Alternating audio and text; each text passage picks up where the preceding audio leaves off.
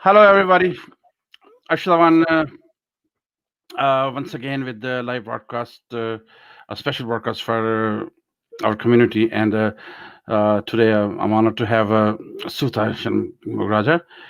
She's a frontline worker, and she does a lot of community work, charity work, and now she got another project going on, and we're gonna discuss that project.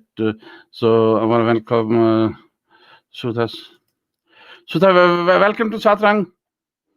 Hi, Ah, Asad. How are how are you? you? I'm enjoying the summer-like weather. Yeah, I know. Yeah, yeah. And I have noticed, like during these past few months with the COVID-19 everything, you were doing some charity work, some community work on and off. But now I just recently noticed that you got a special project, Spirit of Giving. Yeah. So I want to ask, what that mean? Like, in a just like in a brief description. Yeah, what does Spirit of Giving mean? Okay. So what I thought was, especially in month of November, December, December being around the Christmas time, we tend like this is the time for if you want to do, give back to needy people. This is a great time, right? And I thought rather than why wait until like Christmas when we could start ahead of time. So I thought, let's start now in November. I just wanted to make awareness about to people like why do we need to wait until Christmas or special occasions when we can't do something earlier and make awareness and get a lot of people involved in helping the needy, which I have passion for. Yeah. Oh, that's great. That's great.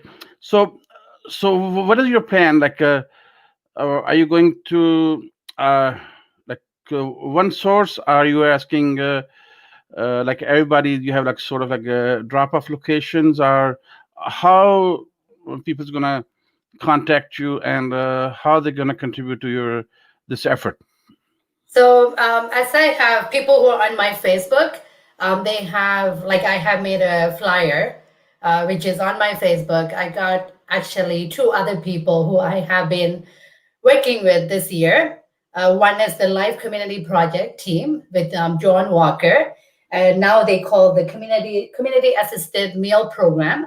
And initially they were at the Memorial Park, Oshawa, but now they have a different location, Midtown, close to the mall. But the address is listed there. So I got John Walker, who is already doing their meal program from Monday to Sunday, and they also collect clothes. But I wanted to get them more like noticeable in the public. They have been doing. I can the amount of work that they have been doing is is a lot.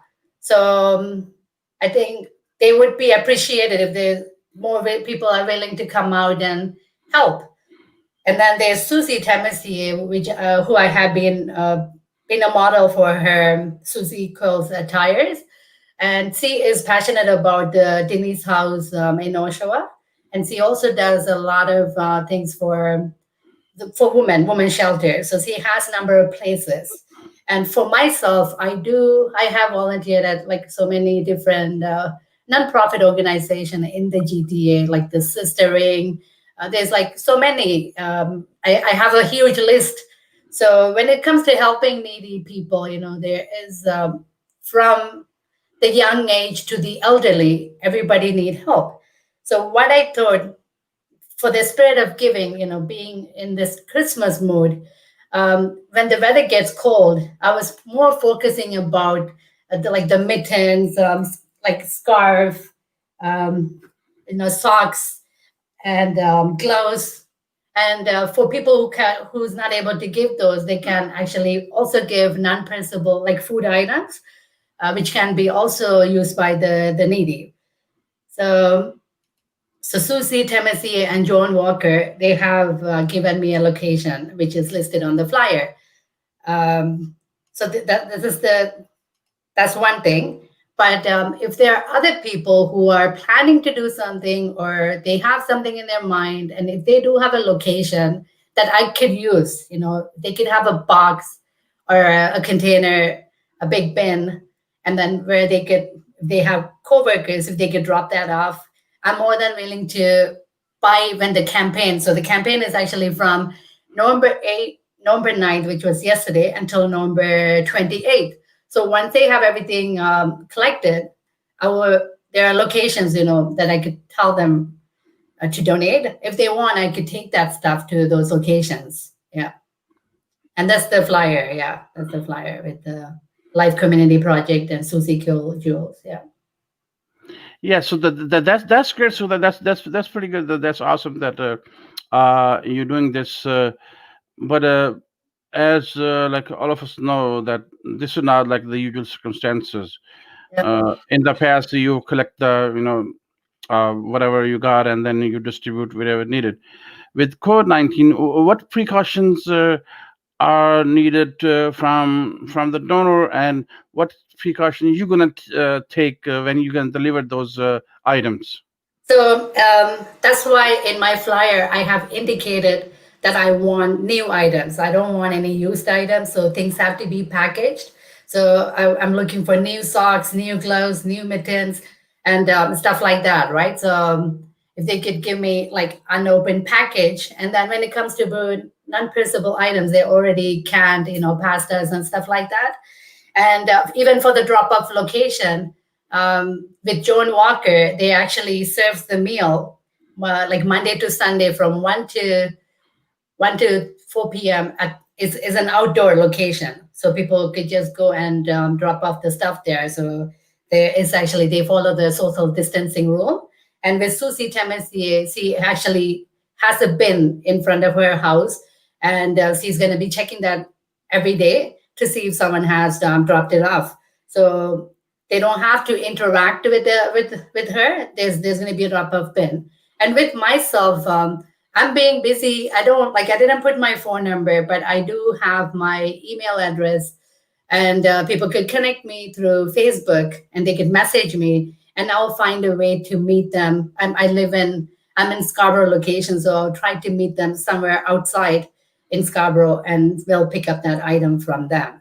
And then for the people that I'm asking to join, if they have a business, if they could have a bin there, like at the front door, where people if they have a grocery store, if people could buy 1 or 2 cans, and if they could drop it off, and then I will make the arrangement with the places to pick up. Yeah. So we are actually following the COVID rules. So there's not much of an interaction happening with the person to person. So. That's great. That's great. I think that's what we should be doing. We should not take for granted that okay, nothing's going to happen. No, whatever the restrictions are imposed by the government, we should follow those instructions and Yeah. to the book, to the letter, Yeah. and we should worry about like other people's safety, and we should worry about our own safety. And I think that's the way it's supposed to be done. Okay, so you're saying that okay, you want to do this for Christmas, but don't you think it's a little early for Christmas in November? Okay, so the thing is, if you go to the stores now, like if you go to the dollar store, if you go to Walmart, you see all these Christmas decorations. So I think, especially with with the COVID situation 19, as per your question, with following the rules and stuff, we cannot have a big meeting area where people could come and join. So that's why I have the extended period of time. So November 9th to November 28th, there's a lot of time where all these rules for COVID could be met. If I had to go meet someone to pick up stuff, it's going to take some time, right? So that's why I wanted to start early. So by the end of the month, then in December, I could distribute, or I could even give it beforehand. So there's no gathering of too many people around. So that's the only reason.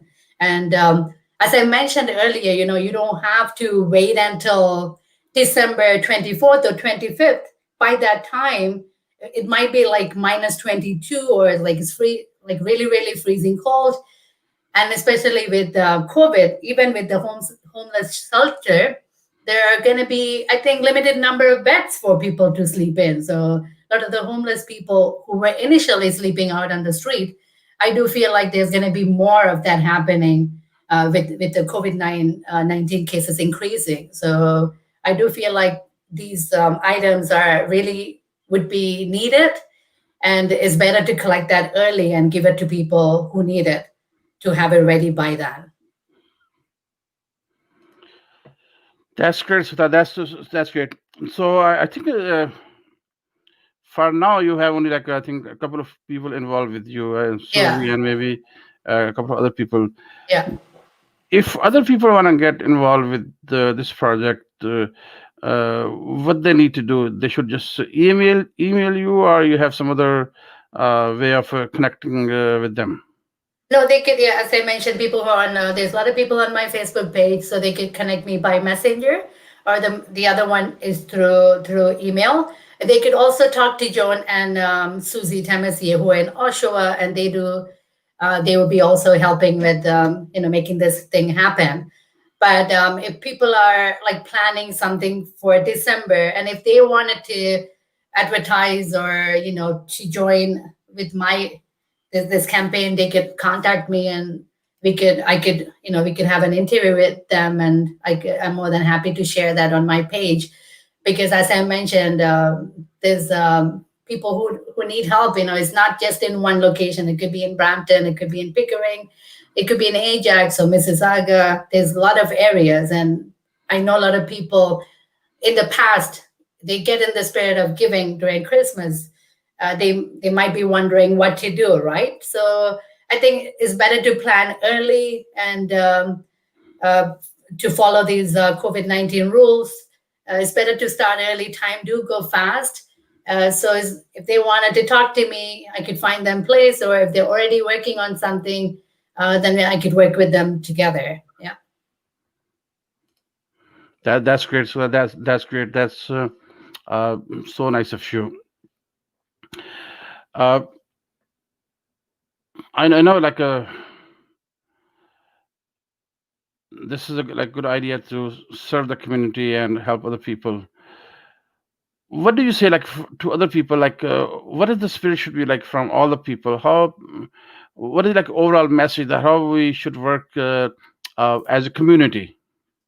How we work as a community, okay. The one thing that I know, we're doing a lot of community volunteering and being in the community. There are a lot of people who might look good on the outside, but what I mean by that is, they might had a good job, they might have lived in a good house, and everything was going great for them. But even during COVID now, like even with myself working in research, I have been doing different things now to help with COVID-19, because research has not been functioning 100%. But there has been people who have lost, their job. So they must be really, really struggling, and they might not be able to come out and ask for help.